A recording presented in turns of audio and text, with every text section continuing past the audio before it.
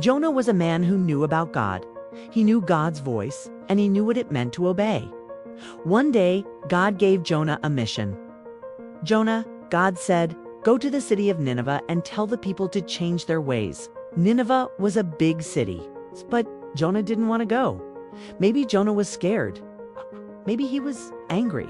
Maybe he didn't think the people of Nineveh deserved another chance. Whatever the reason, Jonah made a choice. Instead of going where God told him to go, Jonah ran the other way. Jonah went down to the harbor and found a ship sailing far away. He paid for a ticket, climbed on board, and the ship set off across the sea. At first, everything seemed fine. The waves were gentle, the sky was calm. Jonah probably thought, "See, nothing happened." Then the wind changed. The sea began to rumble. The waves rose higher and higher. The ship rocked hard from side to side. A storm had arrived. Not a small storm. This was the kind of storm that makes grown sailors afraid. The sailors ran across the deck, pulling ropes and shouting to each other. They threw heavy cargo into the sea to make the ship lighter. They did everything they could to keep the ship from sinking.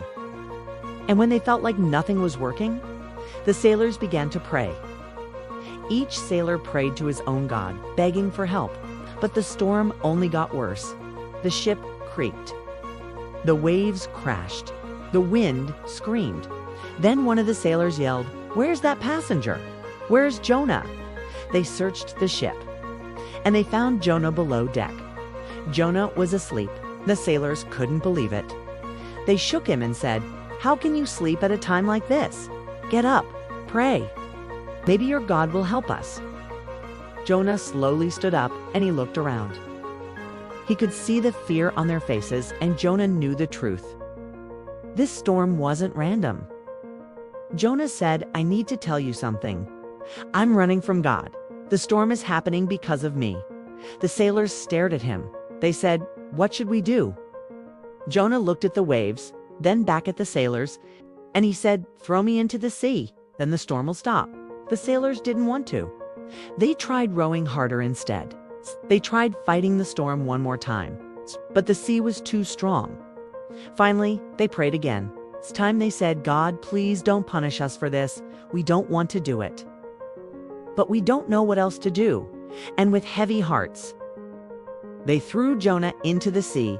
The moment Jonah hit the water, something amazing happened. The wind calmed down, the waves settled. The storm stopped, just like that. The sailors stood there, dripping wet, staring at the calm sea. They realized Jonah's God was real and powerful. And now Jonah was alone in the ocean, sinking deeper into the water. But Jonah didn't die, because God wasn't finished with him. God sent a huge fish to swallow Jonah and keep him safe. Inside the fish, it was dark and quiet. Jonah couldn't run anymore. Jonah couldn't pretend anymore. So Jonah prayed. He said sorry. He asked God for help, and Jonah promised he would obey. After 3 days, God made the fish swim to the shore and spit Jonah out onto dry land. Jonah lay there, breathing, tired, and probably very smelly. But he was alive, and he had learned something important.